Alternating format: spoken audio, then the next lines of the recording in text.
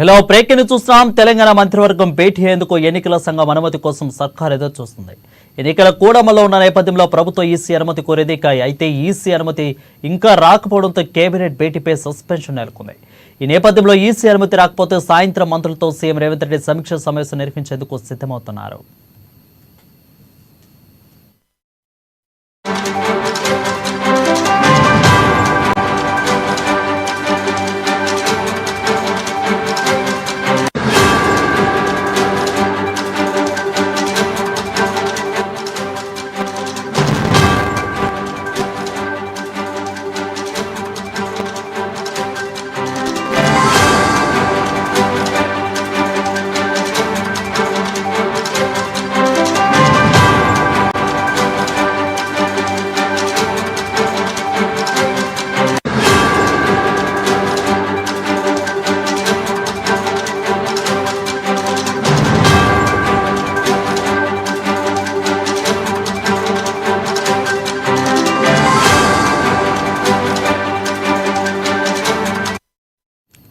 Hello breaking చూస్తున్నాం. తెలంగాణ మంత్రివర్గం భేటీ అయ్యేందుకు ఎన్నికల సంఘం అనుమతి కోసం సర్కార్ ఎదురు చూస్తుంది. ఎన్నికల కూడమల్లో ఉన్న నేపథ్యంలో ప్రభుత్వం ఈసీ అనుమతి కోరేది. అయితే ఈసీ అనుమతి ఇంకా రాకపోవడంతో కేబినెట్ భేటీపై సస్పెన్షన్ నెలకొంది. ఈ నేపథ్యంలో ఈసీ అనుమతి రాకపోతే సాయంత్రం మంత్రులతో సీఎం రేవంత్ రెడ్డి సమీక్ష సమావేశం నిర్వహించేందుకు సిద్ధమవుతున్నారు. దీనిపై మరింత సమాచారం మా ఇన్పుట్ ఎడిటర్ శ్రీనివాస్ అందిస్తారు. శ్రీనివాస్, చెప్పండి. రైట్ వరుణ్, ఏదైతే ఈరోజు కేబినెట్ నిర్వహించాలని చెప్పేసి రేవంత్ సర్కార్ నిర్ణయించినప్పటికీ కూడా దీనికి సంబంధించి ఎన్నికల సంఘం తిరస్కరించింది. ఎందుకంటే ప్రస్తుతం ఎన్నికల ఆంక్షలు అమల్లో ఉన్నాయి. వచ్చే నెల వరకు కూడా ఈ ఆంక్షలు అమల్లో ఉండబోతున్న నేపథ్యంలో ప్రభుత్వ పరంగా ఎలాంటి విధానపర నిర్ణయాలు తీసుకోవడానికి ఉండదు. కాబట్టి ఈ రోజు కేబినెట్ సమావేశం జరిగినప్పుడు ఖచ్చితంగా కొన్ని నిర్ణయాలు తీసుకోవాల్సి ఉంటుంది. సో అలాంటి నిర్ణయాలకు బ్రేక్ వేస్తూ ఎన్నికల సంఘం ఈ కేబినెట్ నిర్వర్తించడాన్ని తిరస్కరించబడింది. దీంతో ముఖ్యమంత్రి రేవంత్ రెడ్డి అధ్యక్షతన ఏవైతే అంశాల మీద కేబినెట్ నిర్వహించాలనుకున్నారో అదే అంశాలకు సంబంధించి మంత్రులతో సమీక్షా సమావేశం నిర్వహించబోతున్నారు. ఎందుకంటే కేబినెట్ అన్నప్పుడు కేబినెట్ లో మంత్రులతో పాటుగా అధికారులు, కార్యదర్శులు కూడా పాల్గొంటారు. కానీ ఈ సమీక్షా సమావేశంలో ఏ విధమైన నిర్ణయాలు ఉండవు. కేవలం ఏదైతే అంశం ఉందో ఆ అంశానికి సంబంధించి పూర్తిగా లోతుగా సమీక్షించడం, దానికి సంబంధించి ఏం చర్యలు చేపట్టాలా అన్న దాని మీద మాత్రమే చర్చిస్తారు తప్ప అంతకు ముందు అడుగు వేయడానికి అంటే నిర్ణయాలు తీసుకోవడానికి అక్కడ అవకాశం ఉండదు. ప్రస్తుతం అయితే జరుగుతున్న ఈ కేబినెట్ సమావేశానికి సంబంధించి ప్రస్తుతం అయితే బ్రేక్ పడిందని చెప్పొచ్చు. ఇక కేవలం సమీక్షా సమావేశాలు జరపబోతున్నాయి. సాయంత్రం అంటే ఈ మరికొద్ది సేపట్లో ముఖ్యమంత్రి రేవంత్ రెడ్డి అధ్యక్షతన పలు అంశాలకు సంబంధించి సమీక్ష జరపబోతున్నాం. ముఖ్యంగా చూసుకుంటే కనుక మేడిగడ్డ అంశానికి సంబంధించి ఏదైతే కాళేశ్వరంలో మేడిగడ్డ ప్రాజెక్టు కుంగిపోవడం, దానికి సంబంధించి ఇప్పటికే ఎన్డీఎస్ఏ ఒక నివేదిక ఇవ్వడం జరిగింది, మధ్యంతర నివేదిక. ఆ నివేదికలో ఖచ్చితంగా రిపేర్లు చేయాలని చెప్పేసి కూడా చెప్పడం జరిగింది. ఎందుకంటే రాబోయేది వర్షాకాలంలో బ్యారేజ్ కుంగిపోవడం అనేది మరింత ప్రమాదకరంగా సంభవిస్తుంది.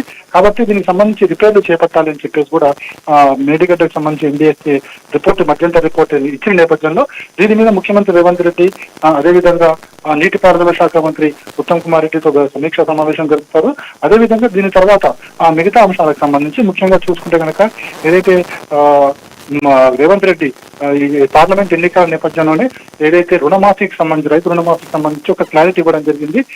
ఆగస్టు 15లోగా పూర్తిగా రుణమాఫీ చేస్తామని చెప్పారు. కాబట్టి ఈ రుణమాఫీకి సంబంధించి ఆర్థిక వనరులు ఎలా సమకూర్చుకోవాలి అన్న అంశం మీద కూడా మంత్రులతో రేవంత్ రెడ్డి సమీక్ష జరపబోతున్నారు. ఈ సమీక్షలో ప్రధానంగా చూసుకుంటే కనుక వనరులు ఏదైతే రాష్ట్రానికి ఉన్న ఆదాయ వనరులు ఏంటి, ఆ వనరుల నుంచి ఎట్లా రైతు రుణమాఫీకి ఏ విధంగా చర్యలు తీసుకోవాలి అనే అంశాల మీద అక్కడ సమీక్షా సమావేశంలో చర్చించబోతున్నారు.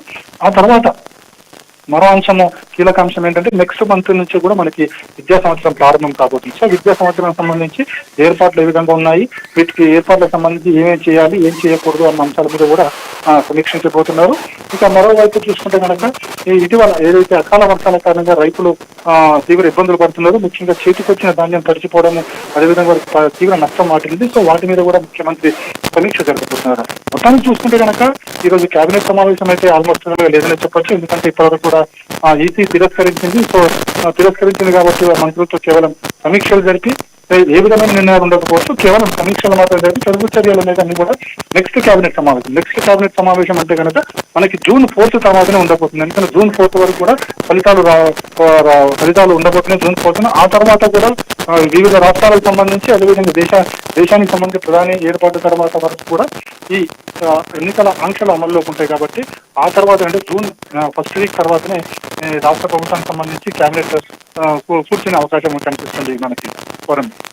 రైట్ శ్రీనివాస్, అంటే ఈ మంత్రివర్గ భేటీలో ఎవరెవరు పాల్గొంటున్నారు? మంత్రులందరూ కూడా పాల్గొనే అవకాశాలు కనిపిస్తున్నాయి. అదేవిధంగా ఎన్ని గంటలకి ఈ భేటీ ప్రారంభం కానుంది? రైట్ మేడం, ఇది మంత్రివర్గ సమావేశం కాదు, కేవలం మంత్రులతో సమీక్ష మాత్రమే. ఈ సమీక్షలో మంత్రులందరూ ఆల్రెడీ ఇప్పటికీ కేబినెట్ ఉందని చెప్పారు కాబట్టి మంత్రులందరూ కూడా హైదరాబాద్ చేరుకున్నారు.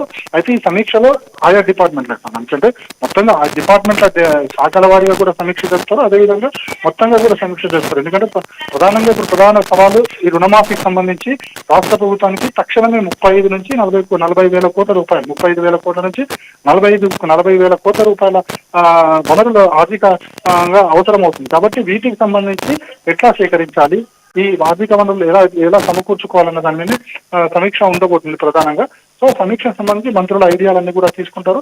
ఆ తర్వాతనే నిర్ణయం తీసుకోవాల్సి ఉంటుంది. కాబట్టి అన్ని కూడా June 1st వీక్ తర్వాతనే నిర్ణయాలు ఉంటాయి. కానీ అంతవరకు కూడా ఈ సమీక్షలో మంత్రులందరూ కూడా పాల్గొంటున్నారు. Varun. Right, thank you Srinivas for the update.